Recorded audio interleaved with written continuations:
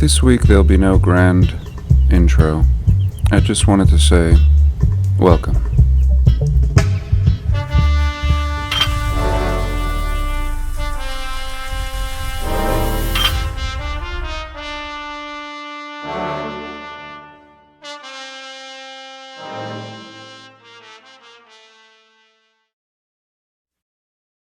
I always try to share Terry Carter stuff, but it never really works out. Recently he was in my area, and I was tempted to go and share. It was a gathering of open-minded individuals, some old Spanish ruins hunters, others prospectors, some Bigfooters, and all sorts. I never made it out, but I did listen to several videos he put out on YouTube. I think he does great work sharing the old stories, oftentimes from first-hand accounts, living elders that are ready to share what they know. And here I made a small presentation at the end of one of my last videos, only to find that somebody had gone out and presented a fascinating theory along the lines of what I would have liked to share. Of course, not exactly, but along those lines of a sophisticated past civilization existing in the Americas, and even more excitingly for me, in my neighborhood. He tells his story, how he always asked questions in his youth, and wasn't very popular for it. He begins with the Roman artifacts found in Tucson, Arizona, in a caliche deposit. In our community, we would call this a mudflood deposit. A layer that had hardened, coating everything with lime and acting as a concrete. He says a group of 30 artifacts were unearthed from the caliche deposit near Tucson, Arizona in 1924. All the good stuff coming in these early time periods. Again, similar to the ruins in the Grand Canyon having an Egyptian root. Had not the private sector been deeply involved with this discovery, I doubt we'd ever heard of them. What does this have to do with northeastern Utah? Written upon these artifacts was found the story of Roman colonies having arrived here at the time of the known rise of the Western Roman Empire in 775 AD. Written upon these artifacts. The texts also speak of previous visits to the America as early as 100 BC. The people disappearing and returning to their country of origin at the fall of the Western Roman Empire around 400 AD. It leaves one thinking, what exactly is the Western Roman Empire? So very fascinating how he begins his presentation, and I'll try to leave a link of his talk at Moon Lake just recently, which is essentially this post here. Or at least that's what he was basing it off of. I think these were his notes. I have often wondered why there are certain things discovered that some put forth such a great effort to discredit, diffuse, and keep you from knowing. So clearly this guy's eyes are open, as I discovered very quickly. Now here he shows us a map, and says this map was created in 1575.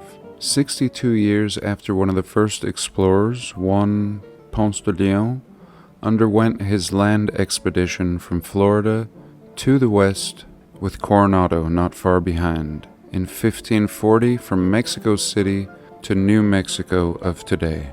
How did they manage to accomplish so much in a short time? And again, you'll remember my attempt at giving this speech at this very conference before I'd even seen this, and very exciting. I was talking about the same things, and I agree with him and what he's saying here.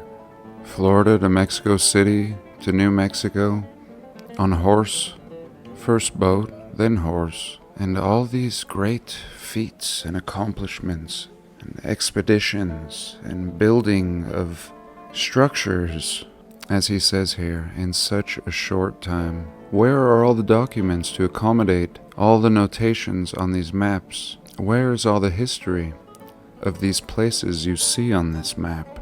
And that's exactly what we're always doing, just looking at these little castles in places where, in modern times, there are not castles, and simply appearing to have civilization.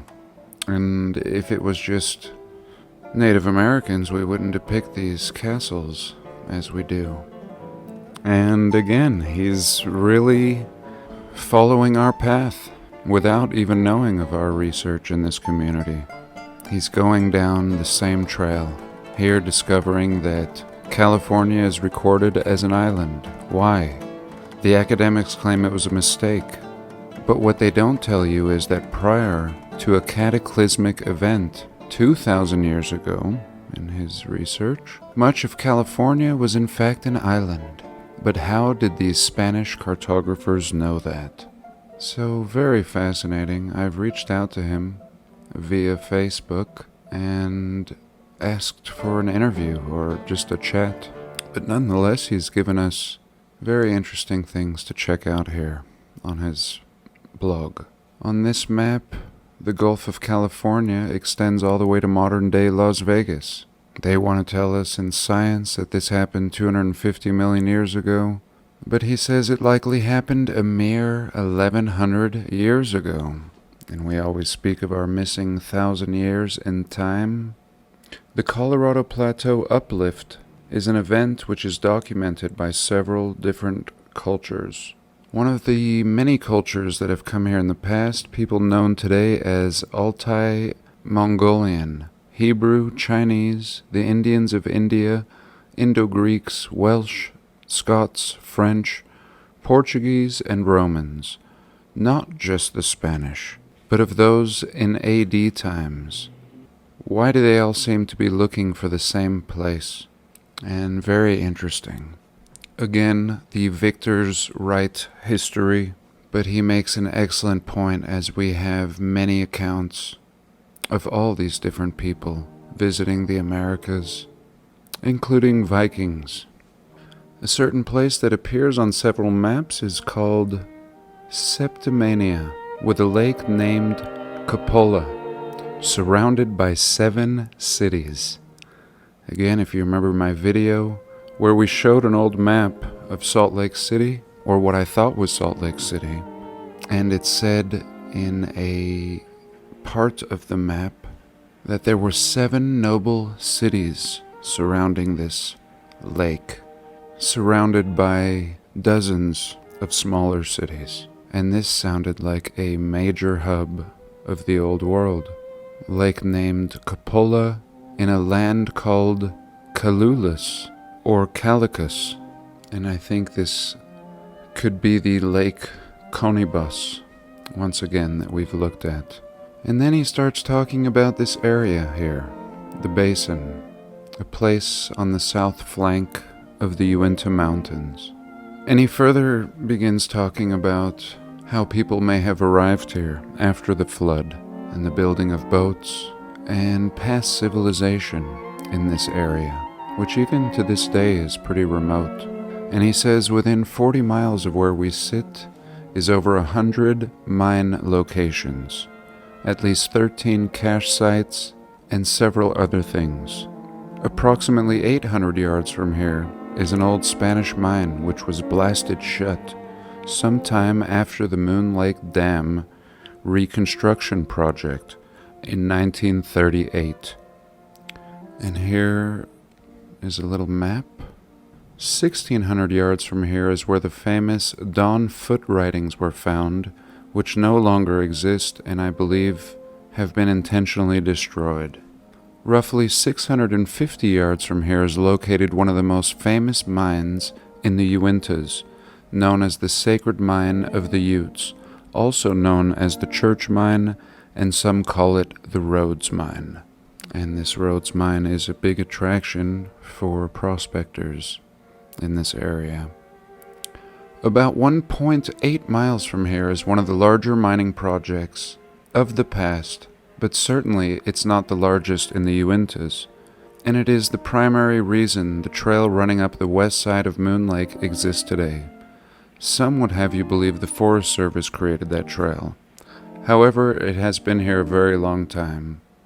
The mine workings extend another 1.5 miles up the canyon and have been worked as far back as 1,200 years ago. And many times I've shown you the tops of these Uinta mountains, and we've looked at the mining, what clearly looks like mining operations at 13,000 feet elevation. 13 miles from here, as the crow flies, is the largest tunnel shaft mining operation of the past. The mine dump covers 3.5 acres and is 70 feet thick. It's believed that the main tunnel travels all the way through the mountain and exits approximately 1 mile away from its mouth on the other side of the mountain. The mine is one of the most sought-after mines due to its almost unknown history. But of all the mines, it's the most lacking in information in order to find it, and its remains are hidden largely because its size is bigger than most's imagination. The mine is known as the Mina de Rey, or Mine of the King. It's believed to have been mined as far back as the days of King Hiram, the friend of King Solomon, in 900 BC. And everything up here is King's this and King's that. In fact, the largest peak in Utah is called King's Peak, not far from this Mine of the King that goes through the entire mountain. And very refreshing to hear somebody outside of our community confirming this ancient mining and the overgrown scars of the past. And when it comes to a mine going through a mountain with no history, what else could we conclude? And here he's actually talking about these two pictures. The largest open pit mine in the Uintas, covering 160 acres. The largest man-made mine dump in Utah, rivaling the modern-day Rio Tinto and Kennecott. And he says, I assure you, this is not a landslide, and it was not made by the Spaniards. And more mining? Absolutely. Just 15 miles from here is one of the places where, beginning in 1926, Kaiser Wilhelm, the last emperor of Prussia, was buying up hundreds, if not thousands of acres at the hand of Baron von Horst. And in short, people have been coming up to this area for no other reason than prospecting. Even to this day, the biggest industry in this area is oil, big oil, drilling, ultimately a form of mining. But yet, all throughout the past, even here, the Emperor of Prussia buying up land out here. Really interesting. And this is fascinating. I didn't see this before, but he says, I won't say how far from here, but not far, are believed to be found 2 cities of ancient origin. One is believed to be one of the 7 cities on an old map showing Lake Cupola.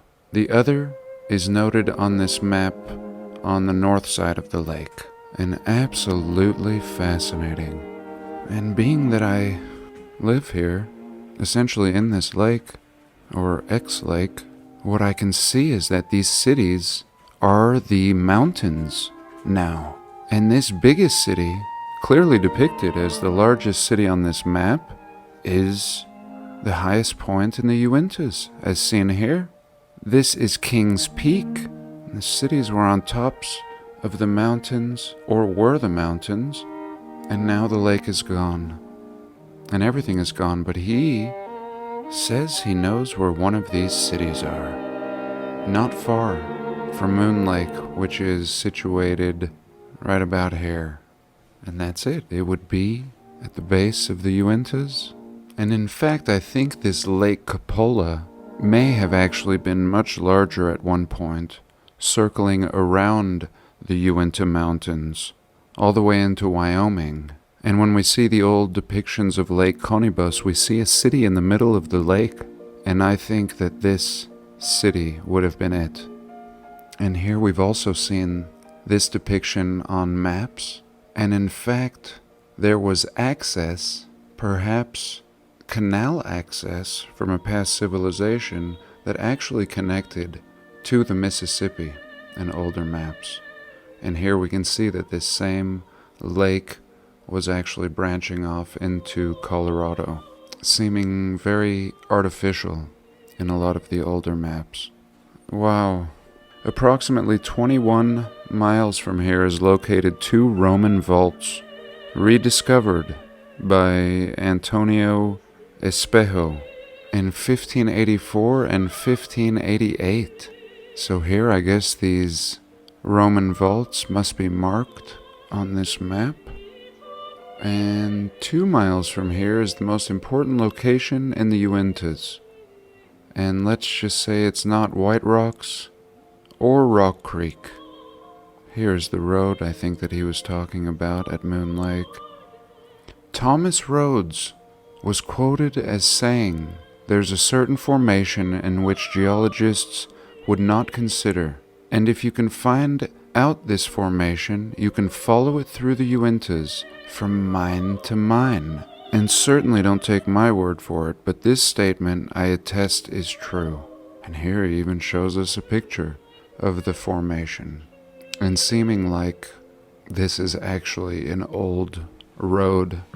And perhaps that's why it's called the Rhodes Mine, and they've just changed the name to trick us. Rhodes with an H, but rather it's just the Rhodes Mine, just as he is quoted as saying. Absolutely fascinating. And this really does look like a perfect road. I wish I could zoom in on this a little better. Now I'd like to leave you with something to ponder, and this is applicable to the very most important thing about this place. Atlantis. Boom! So this is a new map to me. Have you seen America depicted with these words on it before? Atlan. We have heard from the writings of Plato a place called Atlantis, with tis being a suffix giving ownership, in that you or something are from Atlan, or of Atlan. We know the legendary King Arthur frequented some distant island called Aflon, or as the academics have come to spell it, Avalon. However, the Welsh have no Z or V in their alphabet. King Arthur requested he be buried at this island of Aflon. We know his great-great-grandsons, up to 750 years later, followed in his footsteps. Were they simply following a very old trail? We know the Aztec left a certain place in the north they call Aztlan, which was a place of 7 cities surrounding a lake. It has also been referred to as Turtle Island by other tribes, because it looked like a turtle. And he says this area was breeding grounds for a giant turtle, a sea turtle. And he says those of you who live in the basin can attest to the many seashells and sea turtle shells in the area. And it's true, I can attest to this. I have rocks all over my land with fossilized imprints of ocean life. And perhaps I'll have to show that in an upcoming video. And he goes on to tie this into the Garden of Eden, sounding almost like a Mount Meru. There was a large source of water that breached the surface and formed 4 heads. And he says, I've been able to discover one applicable place on the planet, the Uinta Mountains. Some might consider a lonely word in an often disregarded or ignored book. And that's all I have to share this week. I thank you all for joining me, and do have a blessed day. Please like, comment, and subscribe.